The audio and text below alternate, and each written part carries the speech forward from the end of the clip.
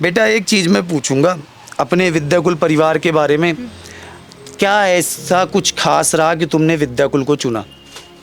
पहले तो ये था कि इसमें एनसीईआरटी पैटर्न चढ़ाया जाता और एक एक टॉपिक में बात हुआ करती थी। बहुत तो बढ़िया। नहीं, टॉपिक में बात हुआ करती तो इसमें ये रहता है ना कि एक क्रम बन जाता है कि नहीं इसमें क्रम में पढ़ाया जा रहा है। और मतलब ये था कि डाउट्स भी पता चल जाते थे। एनसीईआरटी पे ज़्यादा जोर दिया गया था। और जैसे मैथ में बता दूँ तो उसमें ना एग्जाम्पल के क्वेश्चन भी करवाए जाते एनसीईआरटी थे। एग्जाम्पल सुमित सर ने हमेशा करवाया हाँ, बेटा। तो उसमें से ज़्यादा हेल्प हो जाती थी क्योंकि चलो। बोर्ड में हमेशा एग्जाम्पल भी आते हाँ, थे एग्जाम्पल जैसे। तो एनसीईआरटी के आते हैं। हाँ, तो वो भी बहुत अच्छे चलता था। और ये भी एक खासियत रही कि पेपर की लास्ट डे तक बहुत मतलब सबने जोरदार मेहनत की थी। मैंने लास्ट डे तक देखा था। तो अच्छा। क्लासेस ली थी। अंतिम दिन वाले तक पढ़ा हाँ, था हाँ। सभी पेपर में? हाँ, सब में पढ़ा था मैंने। बेटा तुम्हें विद्याकुल के बारे में पता कहाँ से चला था? हमने सर्च किया तो हमें सुमित सर की क्लास मिली। अरे और हमारी 11th में फिजिक्स आई थी। फिर आपकी एक बार क्लास देखी, आपकी जो पिछली क्लासेस थी वाइट बोर्ड वाली। वाली कुछ क्लासेस मिली। तो फिजिक्स का पहला चैप्टर मैंने 11th में पढ़ लिया था। अच्छा। पहला दूसरा चैप्टर उससे कंप्लीट हो गया। फिर ये हुआ, फिर आपकी क्लास से फिजिक्स की बदली। फिर ये हुआ कि अब देखा जाए, फिर थोड़ा और देखा तो उसमें सब टीचर्स भी आने लगे। फिर धीरे धीरे ये हुआ कि नहीं अब यही बैच देखना है। चलो फिर बहुत मैंने ये नहीं बढ़िया। देखा कि नहीं और भी बैचेस देखूं, यानी एक में बस हो गया। ठीक है, इससे डाउट समझ में आ रहे हैं बस। और सब मैंने इतना नहीं तो भूलने की। पूरा अच्छा, मतलब और इधर उधर नहीं भटका, नहीं, क्योंकि भटकने से ना फिर डाउट एक बार में भरोसा हो गया। ये सबसे बड़ा पॉइंट है, भरोसा एक बार में करो और एक पर करो। प्यारे साथियों, आप सभी को नमस्कार। मैं आपका बड़ा भाई, आपका शिक्षक मुकेश सर स्वागत करता हूं यूपी बोर्ड के सबसे विश्वसनीय संस्थान में। और स्वागत करता हूं बेटा टॉपर्स की धरती से, जहां पर हर वर्ष की एक परंपरा बन गई है, जहां पे टॉपर आना तय है। और इस क्षेत्र में यहाँ पर आना हमारा तय है, क्योंकि ये धरती ही टॉपर्स की धरती हो चुकी है। ये बेटा वही धरती है जहाँ से आज से 2 साल पहले हमारी एक बच्ची दिव्यांशी ने प्रदेश में पहला स्थान प्राप्त किया था। आज बस फ़र्क इतना है कि हम दिव्यांशी के घर से मात्र 3 घर आगे बैठे हुए दूसरे घर में एक अपनी प्यारी बिटिया का इंटरव्यू लेने आए हैं, जो कि फिर से इस बार प्रदेश में 9वां स्थान प्राप्त की है। तो बेटा सबसे पहले तो आपको ढेर सारा कांग्रेचुलेसन। कैसा लग रहा है इतने नंबर प्राप्त करके आपको? मुझे बहुत खुशी है कि मेरे इतने अच्छे अंक आए हैं और मेरे प्रदेश में 9वां स्थान है। कब से पढ़ रही थी तुम विद्याकुल से? मैं विद्याकुल से अगस्त से जुड़ी थी। अगस्त से पढ़ रही थी? सारे सब्जेक्ट पढ़ती थी कि कुछ सब्जेक्ट पढ़ती थी? मुझे जो जो सब्जेक्ट में डाउट हुआ मैं हर एक सब्जेक्ट में उसमें हर सब्जेक्ट पढ़ी हो, चलो बहुत बढ़िया। सबसे फेवरेट सब्जेक्ट तुम्हारा क्या रहा है? मेरा फिजिक्स था और मैथ था। फिजिक्स किसकी फेवरेट थी तुम्हारी? आपकी। मैंने आपकी। और फिजिक्स क्लास 11 से मैंने ज्वाइन कर लिया। अच्छा, 11th के नोट्स बनाए हैं? नोट्स मैंने अपनी कुछ पर्सनल बनाती थी जो अच्छा। अलग थोड़ा टाइप रखती थी। मैं एक अच्छा। एक पॉइंट नोट करके रखती थी। अच्छा, एक एक पॉइंट नोट्स। क्योंकि मुझे बस क्लासेस में पूरा नोट देखने की जरूरत नहीं, बस क्लासेस अगर मैं देख ली तो जो जो मुझे बेसिक लगता था मैं उसको नोट कर लेती थी। अच्छा, मतलब जहाँ पे डाउट होता था उसके हाँ, नोट्स बस बनाते उतना ही थे। मुझे। बेटा दूसरा फेवरेट सब्जेक्ट आपका क्या था? मेरा वही, मैंने मैथ और फिजिक्स ही था। और उसके अलावा मैंने हिंदी, मेरा सही था क्योंकि मैं। चलो बढ़िया। मैथ कौन पढ़ाता था आपको? सुमित सर पढ़ाते थे। कैसा पढ़ाते थे? अच्छा पढ़ाते थे। कुछ खास बात बताओ सुमित सर के बारे में आज। सुमित सर की मैथ इसलिए अच्छी थी कि वो पूरा एक सीला से चलते थे, बीच का कोई पॉइंट मिस नहीं होता था। बहुत सारे टीचर्स होते हैं ना कि आपको एक पॉइंट कभी कोई मिस कर देते कि नहीं ये बच्चों को आता होगा। इस तरह में मैथ सबको नहीं आती, टॉपर्स को बस आ जाती, नॉर्मल बच्चों को ज़्यादा से नहीं कवर कर पाता है। ठीक है प्यारे बच्चों, मैथ में सुमित सर की शेरनी है ये बच्ची। तो बेटा मैथ में कितने नंबर आए टोटल? 96। ओवरऑल कितने परसेंटेज हैं आपके? 96.2। अब भविष्य में क्या सपना देखा कि भविष्य में क्या करना है? ये ग्रेजुएशन बीएससी कंप्लीट करके यूपीएससी की तैयारी करेंगे। अच्छा, यूपीएससी के बारे में आज हम एक बात पूछेंगे तुमसे इस इंटरव्यू में। हम आज तक जितने भी स्टेट टॉपर के इंटरव्यू लेने जाते हैं उसमें ज़्यादातर बच्चे यही बात बोलते हैं कि हमें यूपीएससी की तैयारी करनी है। हाँ। तुम्हारे पास ये सपना कहाँ से आया कि यूपीएससी की तैयारी करनी मेरे है? पास ये सपना है क्योंकि मेरा भाई भी इसी स्ट्रीम में है। अच्छा, भैया को देख करके मोटिवेट हुई कि यूपीएससी की तैयारी करनी है। भाई को देख के हम लोग, हमारे घर में मतलब हमसे जो छोटी उनका भी ये सपना है। अच्छा, छोटी बहन किस क्लास में अभी? वो अभी 9th, इस बार तो हाई स्कूल है उनका। अच्छा, इस बार 10th में जाएगी, 2025 में पेपर देगी। तो बेटा अब यूपीएससी के लिए सोचा है तुमने, इसके बाद तो बहुत मेहनत करनी पड़ेगी। हाँ करने को तैयार हो?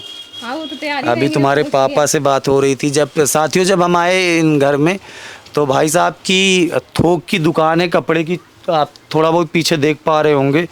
और भैया ने बताया कि हम बस अपने बच्चों को पूरी तरीके से सपोर्ट करते हैं, और बच्चों का सपना है, लड़का है उसका सपना है कि यूपीएससी की तैयारी कर रहा है, और बिटिया है वो भी यूपीएससी की तैयारी कर रही है। तो सारे बच्चे भाई साहब की मेहनत का पूरा परिणाम दे रहे हैं। अच्छा, बड़ी बिटिया नीट की तैयारी कर रही है, तो वो भी कहाँ से नीट की तैयारी कर रही हैं? अच्छा, घर से ऑनलाइन ही पढ़ के तैयारी कर रही हैं। तो सारे बच्चे घर पे ही पढ़ते हैं। और बेटा घर के काम भी करने पड़ते रहे होंगे तुम्हारी पढ़ाई के दौरान? काम किसी कुछ नहीं करना। नहीं, जब हम लोग जब अभी जैसे हमारा रिजल्ट निकल आया है, तो अभी हल्का फुल्का हम लोग हाथ काम इतना कर लिए, लेकिन अभी भी हमारे यहाँ इतना काम हम नहीं कराया जाता था। अच्छा, और पढ़ने के लिए जैसे प्रॉपर समय हाँ, मिलता था? प्रॉपर समय मिलता था। ये नहीं जैसे कोई पढ़ने बैठे तो किसी को हमारे घर में टोका नहीं जाता कि नहीं तुम पढ़ाई नहीं करके काम करो या वो करो, ऐसा कुछ भी नहीं है। अच्छा, स्कूल के अलावा कितने घंटे पढ़ाई करती थी घर पे? स्कूल पे आके कोई लिमिट नहीं रहती थी। जैसे कोई स्कूल के कोई क्वेश्चन दिया गया उसमें डाउट हो गया तो ऑनलाइन क्लासेस जितनी घंटे की चल जाती थी उसको देख लेते थे। और इधर ये था रूटीन में कि नहीं 4 से 5 घंटे देने ही देने। 4 से 5 घंटे घर पे सेल्फ स्टडी के लिए देने। लड़के सब सोते हैं। हमारे अच्छा। घर में ये था कि हम लोग रात में सोते थे 2 बजे रात के? हाँ, हमारे घर में 11 सब बजे कोई सो जाते हैं, लेकिन सब बच्चे बच्चे सारे 2 बजे सोते हैं। 2 बजे तक सोते हैं। कभी भी आ जाओ 1 बजे आपको सोते हुए मिलेंगे ही नहीं कोई बच्चे। अच्छा, सारे बच्चे एक कमरे में बैठ के पढ़ते हो 2 बजे रात तक? हाँ, भाई यहाँ पे ऑनलाइन कंप्यूटर में पढ़ते रहते हैं। अच्छा, हम सब कोई अंदर बैठ के पढ़ते रहते हैं। अरे बहुत सुंदर। बेटा घर का ही माहौल बन के ऐसा बना रखा है कि यूपीएससी के टॉपर्स यहाँ से नहीं निकलेंगे तो कहाँ से निकलेंगे, स्टेट टॉपर यहाँ से नहीं निकलेंगे तो कहाँ से निकलेंगे। प्यारे बच्चों, आप भी अपने भाई बहनों के साथ पढ़ना शुरू करो। मैं जब भी कभी किसी टॉपर से मिलता हूँ, आपको इस इंटरव्यू के माध्यम से बताऊँ, तो मैं हमेशा भाई बहन पे जाता हूँ, कितने भाई हो कितने बहन हो। कभी कोई टॉपर की छोटी बहन हुई, छोटा भाई हुआ, तो उनसे ज़रूर ये प्रश्न पूछता हूँ कि भैया छोटे भाई को पढ़ाते हो कि नहीं पढ़ाते हो। आज लेकिन एक ऐसा परिवार मिला है जहाँ पर सभी भाई बहन एक साथ बैठ के पढ़ते हैं, बहुत बड़ी बात है। बेटा तुम्हारी छोटी बहन किस क्लास में? 10th में है। हाँ, अब 10th में। तुम छोटी बहन के लिए तो तुमने टारगेट सेट कर दिया हाँ, उसके लिए टारगेट सेट है। कि अगर तुम्हारी स्टेट रैंक 9 आई है? नहीं 9th में तो नहीं लाएंगे उसको। अरे 10th में मतलब? नहीं 10th क्लास में है, लेकिन उसकी हम स्टेट में 9 से ऊपर आएगी, फर्स्ट सेकंड में हम इतनी कोशिश अरे करेंगे। बढ़िया। तो देखो बड़ी बहन की पूरी कोशिश रहेगी कि छोटी बहन प्रदेश में छोटी बहन का पहला या दूसरा स्थान आए। बहन हो तो इस तरह की बड़ी बहन जो अपनी छोटी बहन को या छोटे भाई को पढ़ाकर अच्छे स्थान दिलाए। प्यारे बच्चों, ये सब बच्चे होनहार होते हैं जो मेहनत करते हैं और अपने परिवार का, अपने माता पिता का नाम रोशन करते हैं। बेटा एक चीज़ मैं पूछूंगा अपने विद्याकुल परिवार के बारे में, क्या ऐसा कुछ खास रहा कि तुमने विद्याकुल को चुना? पहले तो ये था कि इसमें एनसीईआरटी पैटर्न चढ़ाया जाता और एक टॉपिक में बात हुआ करती थी। बहुत तो बढ़िया। नहीं, टॉपिक में बात हुआ करती तो इसमें ये रहता है ना कि एक क्रम बन जाता है कि नहीं इसमें क्रम में पढ़ाया जा रहा है। और मतलब ये था कि डाउट्स भी पता चल जाते थे। एनसीईआरटी पे ज़्यादा जोर दिया गया था। और जैसे मैथ में बता दूँ तो उसमें ना एग्जाम्पल के क्वेश्चन भी करवाए जाते एनसीईआरटी थे। एग्जाम्पल सुमित सर ने हमेशा करवाया हाँ। बेटा। तो उसमें से ज़्यादा हेल्प हो जाती थी क्योंकि बोर्ड में हमेशा एग्जाम्पल भी आते हाँ, थे एग्जाम्पल तो एनसीईआरटी के आते हैं। हाँ, तो वो भी बहुत अच्छे चलता था। और ये भी एक खासियत रही कि पेपर की लास्ट डे तक बहुत मतलब सबने जोरदार मेहनत की थी। मैंने लास्ट डे तक देखा था तो अच्छा। क्लासेस ली थी। अंतिम दिन वाले तक पढ़ा था हाँ। सभी पेपर में? हाँ, सब में पढ़ा था मैंने। अच्छा। जैसे फिजिक्स में मेरे कुछ क्वेश्चन फंसे थे। कुछ क्वेश्चन? हाँ, क्वेश्चन फंसे थे। और मैंने कुछ क्लासेस जो मुझे चैप्टर लग रहा था बोर्ड में कि नहीं अब ये मेरा थोड़ा सा वीक है, तो मैंने एक दिन रात पहले उसकी एक क्लासेस ले ली थी। चलो बहुत बढ़िया। तो बेटा इस बच्ची ने विद्याकुल को केवल इसलिए चुना कि हमने एनसीईआरटी पैटर्न को फॉलो किया। अच्छा, 2 साल से आपको बता दूं प्यारे बच्चों की जो यूपी बोर्ड का पेपर आ रहा है पूरा का पूरा एनसीईआरटी पैटर्न पे हो चुका है। हर वर्ष की तरह इस वर्ष भी फिजिक्स का पेपर कठिन आ गया थोड़ा सा, तो कुछ बच्चे बोलने लगे कि सर हमें समझ में नहीं आया। उन बच्चों की बेटा दिक्कत ये थी कि उन लोग जो है इधर उधर की किताबों से पढ़ते रह गए। हमारा पूरा पैटर्न आ चुका है एनसीईआरटी का, और एनसीईआरटी में आते हैं कॉन्सेप्चुअल क्वेश्चन। अगर बच्चा साल भर कॉन्सेप्ट के साथ नहीं पढ़ा तो वो कभी कर ही नहीं सकता। फिजिक्स में जो रहता है उसको रटने से ज़्यादा समझने पे जोर दिया जाए तो ज़्यादा सही रहता समझ है। में आती थी तुमको? हाँ, मेरा तो फिजिक्स मतलब फेवरेट सब्जेक्ट अच्छा, मेरा favorite है। subject था। मैंने उसको 11 से ही बना लिया था क्योंकि मेरे स्कूल में मुझको बता दिया गया था कि जब हम लोग 11th में थे तो जब 12th वालों ने पेपर दिया तो सबने बताया कि फिजिक्स हार्ड आएगी, हार्ड आती है फिजिक्स केमिस्ट्री। तो इस तरह के सब्जेक्ट में मैंने 11 से ही पकड़ बना ली थी बहुत अपनी। बढ़िया बेटा, तुम्हारी स्ट्रेटजी। बेटा आप समझो कि एक बच्ची अगर टॉप की है तो केवल इसके पास प्लान थे, इसके पास पूरी स्ट्रेटजी थी कि मुझे पढ़ना कैसे है, कैसे 12th में टॉप करना है, पूरा प्लान था। तो प्यारे बच्चों, अगर आपका भी सपना है कि 2025 में टॉप करो तो भैया पहले पूरा स्ट्रक्चर बना लो कि कितने घंटे पढ़ना है, किस पैटर्न को फॉलो करना है और कैसे पढ़ना है। जब तक आप ये सब नहीं करोगे तब तक आपका जो सपना है स्टिक टॉपर बनने का, स्टेट टॉपर बनने का, बेटा वो साकार नहीं होगा। एग्ज़ाम के 2 महीने पहले पढ़ के आप टॉप नहीं कर सकते हो।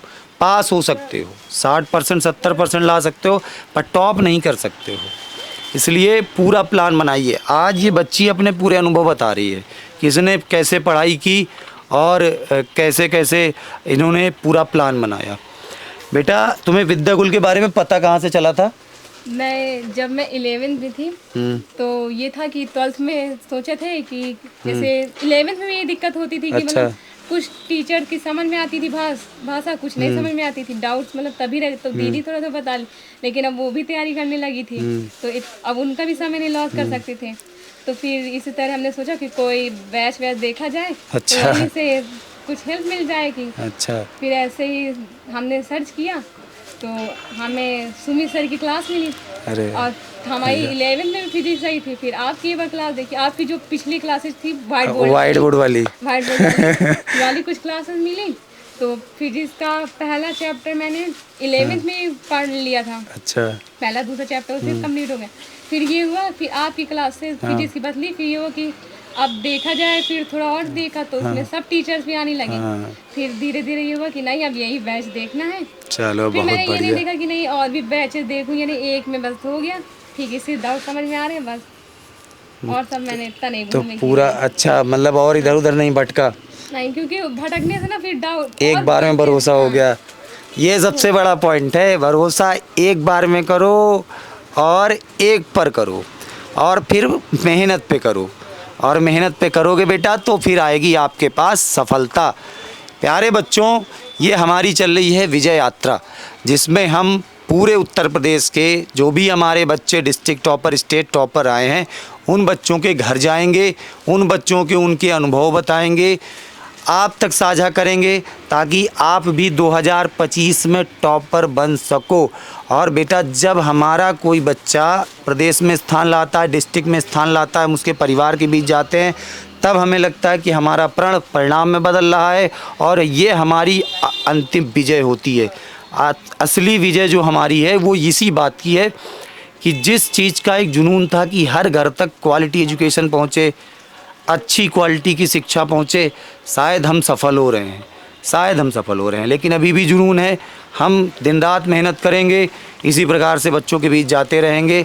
बेटा लास्ट सवाल तुमसे करूँगा, 2025 में बहुत सारे बच्चे तुम्हें अपना आइडियल मानेंगे और ये वीडियो लगभग लाखों बच्चों तक जाएगी, तो उन बच्चों को क्या संदेश देना चाहोगी?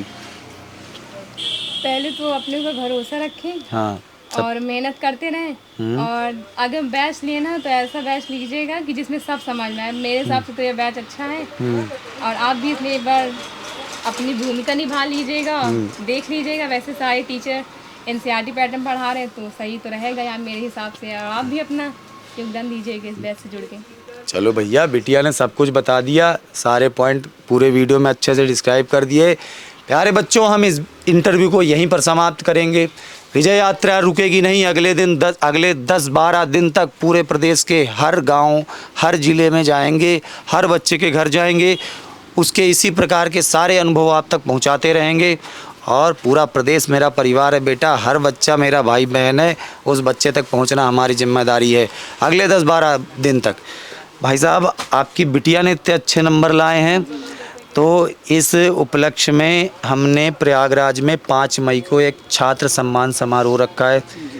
बिटिया के लिए जो भी गिफ्ट होंगे, जो भी बिटिया के लिए प्राइज़ होंगे, वो हम आपके साथ, आपके परिवार के साथ अपने मंच पे सम्मानित करके बच्ची को देना चाहते हैं। तो आप सब परिवार आमंत्रित हैं। सबसे बड़ी चीज़, बिल्कुल आप आइएगा। और बेटा तुम भी आना। यूपी बोर्ड के तुम्हें और सारे जितने टॉपर होंगे सबका एक संगम समारोह है, एक तरीके से समझ लीजिए। सब लोग आएंगे तो उन सभी बच्चों से मिलने का मौका मिलेगा और सम्मानित होने का मौका मिलेगा। आज ये अनुभव कैमरे में बता रही हूँ, वहाँ पे हज़ारों बच्चों की भीड़ के सामने बताने का मौका मिलेगा। ठीक है, तो भाई साहब आप आमंत्रित हैं और प्यारे बच्चों आप सभी भी आमंत्रित हैं हमारे छात्र संगम सम्मान समारोह में, हमारे विजय महोत्सव में। तो मिलते हैं आप सभी से अगले इंटरव्यू में। सभी को जय हिंद, जय भारत।